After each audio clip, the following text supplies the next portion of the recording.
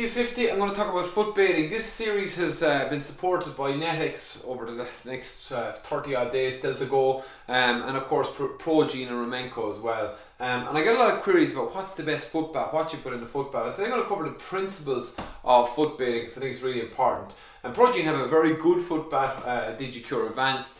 It really is top of the range, but like any of these products I talk to people about, if we don't use them properly in the right way and understand the best principles around animal health and general principles around husbandry management, no product will solve any problem. So and I will talk a little bit about how you mix up volumes and solution. But you know, why do we foot bath? I suppose the main thing really, treatments of infectious lameness, some people will say that's the main reason people will do it, but really what we need to use foot baths and think about foot baths as a control to reduce these infectious agents that can cause lameness, particularly when we're indoors. So that's really why we, digital dermatitis, martellaras, fowls, and then sheep, your foot rots, trying to control the spread. And really, the other question is, does foot bathing help the actual hoof health itself? And I think there's varying research on it, but I think it's minimal. I think what we're trying to do is reduce the spread of infection, particularly inside.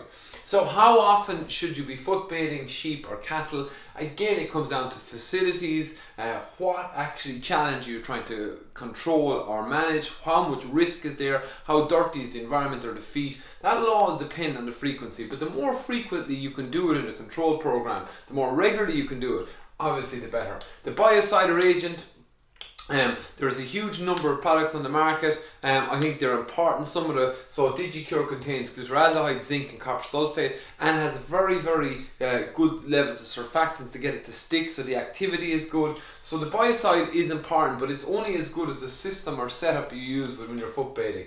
The time the foot spends in the bath is important, and that's particularly true for sheep. And that's why batch foot bathing, where you get sheep, because if you ever run sheep through a foot bath, you need a long race if you're going to get it to be effective to get the foot in it, or you need to get sheep to stand in the foot bath for a period of time. And batch foot baths work well, particularly when you're at the start of a lameness or flock program. And you would have seen I've covered flock lameness plans in an earlier vlog. But so that work well with sheep. I think they're very important to sheep as well as cattle.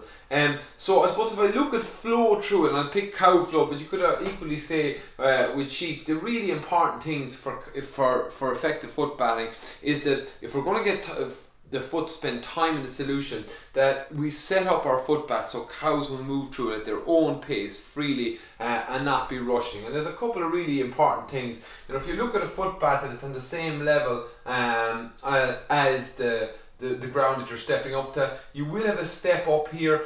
Cows like to step up and over, they don't like to step down. Sheep are the same, so a step up works. A permanent structure works really well. I'm not a fan of these plastic foot baths you can throw into races, because first of all, they're not suitable for cows. They don't like them. They've grooves on them, and they can be, they're just not good. So a permanent structure where possible. There's these really good concrete 200-litre foot baths now available for cattle. Again, the batch foot baths for sheep, is some very good handling facilities at them. So you have a step up. The surface inside is non-slip, ideally rubber. We're trying to make life as easy as possible for the cow, that they'll go through this and flow through it. One thing is, if you have an agent, that you get the dilution rate right. And remember that we need to top it up. So you're looking at 13 centimeters here over the foot of the cow. If it drops down below 10 centimeters, it's too low. So we need to regularly top it up. So getting the dilution rate of the solution, right, is important. The dilution rate for DigiCure Advanced is 2%. So if I have a 200-litre foot bath and 2% solution, I need to add in 4 litres to 196 litres, and that gives me my 2% solution. How many passages will that do for a cow? It depends on the solution, and you need to look at the manufacturer's advice on that. But generally, a lovely rule I always like to use is 1 litre, 1 cow. So if you have a 200-litre foot bath, you can do 200 cows through that before you need to change it. Okay, so they're just some of the simple things. With sheep, when they come out of the foot bath, a dry stand, so they're standing in the yard for 30 minutes. Again, surfactants are important with sheep to get the agent to stick, because you're not going to get them in as regularly. And I used to use washing up liquid many years ago as just a way of throwing into foot baths to help it stick to feet. But surfactants are important. So with your footbath, getting cow flow is really important, and really the key principles for me with setting up a footbath in a herd is, I don't know if you can see this here, say if this is the milking parlour and cows are coming out, that cows will flow through it quite easily.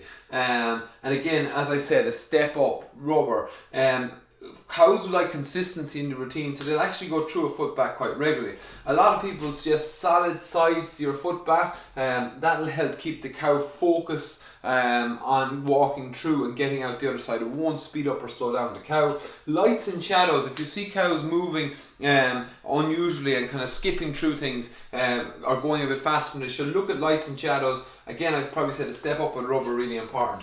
One thing is that around the footbath can get very messy, and I saw a lovely footbath design recently where the footbath was on a slat outside the milking parlour. So what this allowed to do was, first of all, you need water nearby, a high pressure water hose to wash out, clean down and fill up your footbath, and then emptying and drainage. So the emptying and drainage was just over the slat, so it was really effective way of, I suppose, keeping the footbath area clean and tidy. With larger herds, if you have a narrow footbath, again that can cause challenges. So if you want to move cows through a footbath, I would say, and you've bigger herds, increase the size of your width of your footbath, not necessarily the length, because if you increase the length, sometimes you could have more fecal material been deposited in it. So go for a wider footbath. So I think that's some of the key principles for foot bathing. It is an important control of infectious lameness agents when we're indoors particularly, and even outdoors if it's an issue, to keep